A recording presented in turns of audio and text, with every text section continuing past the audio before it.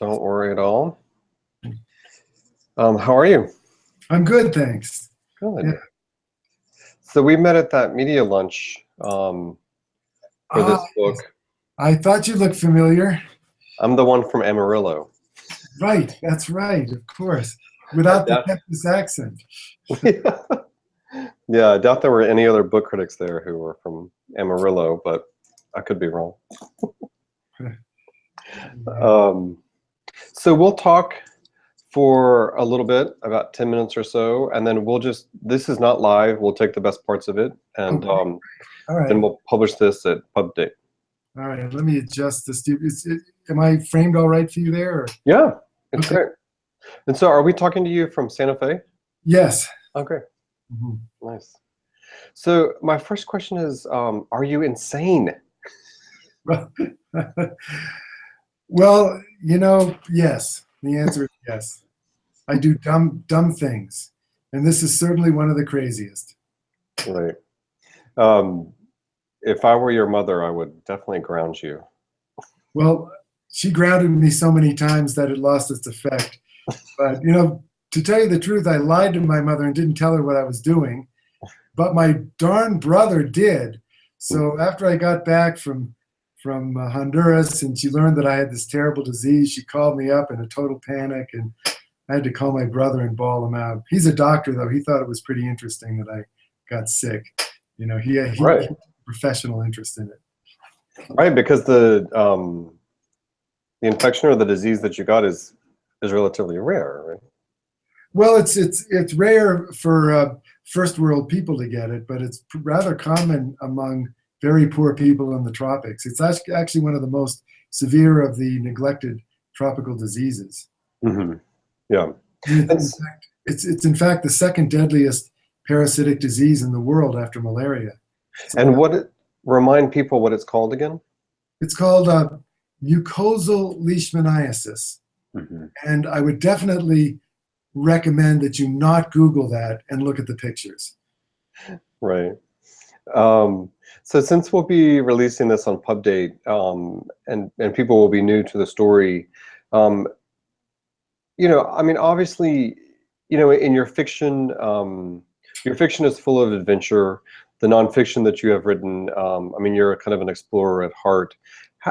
Why this particular story? Is it because there had been these rumors for so many years and you wanted to find out the truth behind it, or? Yes, it's actually for 500 years, there have been legends about a lost city in these mountains. Ciudad Blanca, White City, or the lost city of the monkey god.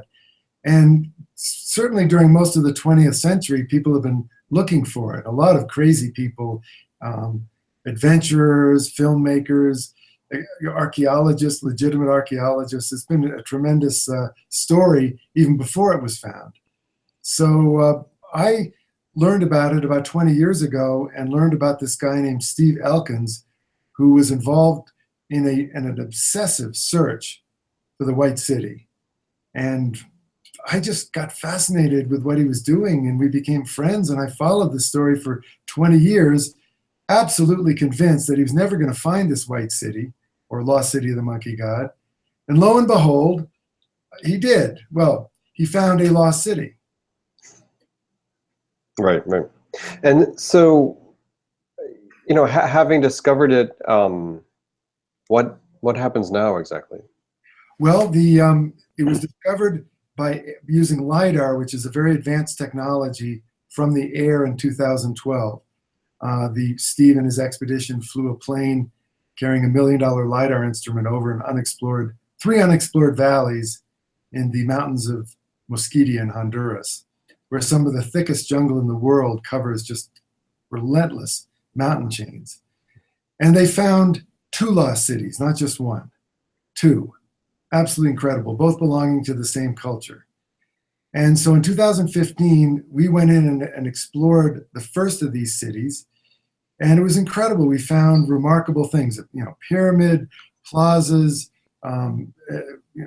completely modified landscape, but covered with some of the thickest jungle in the world.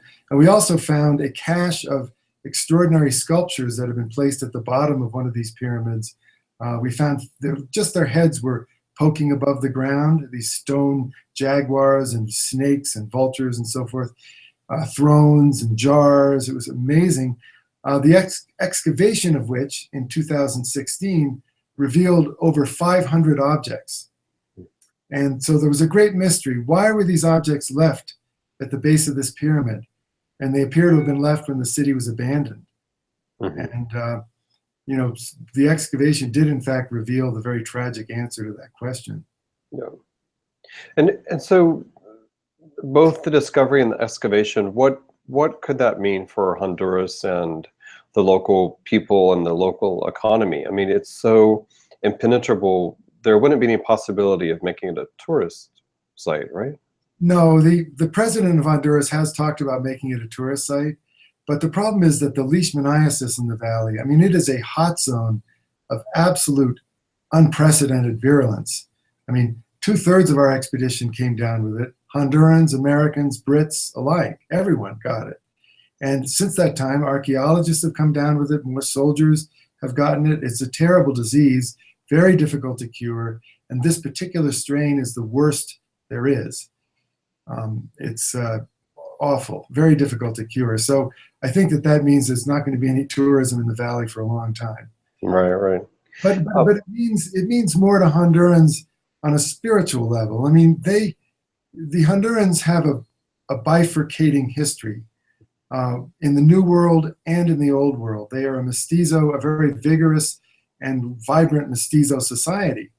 Now, the Old World portion of their history is well known, but their New World history is almost unknown, except for the Maya in Copan, which is way in the west. But in central Honduras, almost nothing is known about the people who lived in these jungles, who are the direct descendants of Hondurans living today.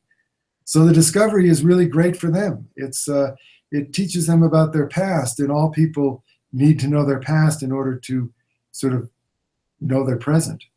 Right, right. And you know, this book is relatively slim. I wondered though if you approach the writing of it, you know, in terms of sort of in a literary sense, you know, any differently than you would approach writing the narrative of one of your novels. Well, you know, I believe in storytelling, whether it's nonfiction or fiction. Well, the difference is that in nonfiction, you absolutely have to adhere to the truth. There can't be one thing, you can't make up anything. So when you're writing a nonfiction book, at least when I am, I'm always just feeling so frustrated that that I have to adhere to this rigid set of facts. Of course, when I'm writing a novel, sometimes I feel frustrated that I'm wallowing in a sea of non-facts. So I don't know, there are two different ways, but it's an incredible story. Actually, there are parts of this story that if a novelist tried to get away with it, there'd be howls from his editor. This is impossible. This couldn't possibly happen. Well, it did happen. I mean, it's incredible to think that in the 21st century we could find an enormous city like this somewhere on the surface of the earth. Yeah. No, that's amazing. And so do you have any lingering medical effects from the trip? Well, the leishmaniasis seems to be coming back, I'm afraid, a little bit. It's a very difficult disease to get rid of. Other members of the expedition are also experiencing resurgence of the disease. But it's a very slow-acting disease, so it isn't like I'm going to die tomorrow or have my face fall off or some of the other negative consequences of it. So I'm not going to worry about it. I'm just going to see if my own immune system will finally take care of it. Yeah. Well, great. Thanks for your time, and congrats on the book, and we'll get this ready for pub date. Okay, well, thank you very much. And also I appreciated I guess I told you I used to write for Kirkus Reviews. Yeah. I used to do three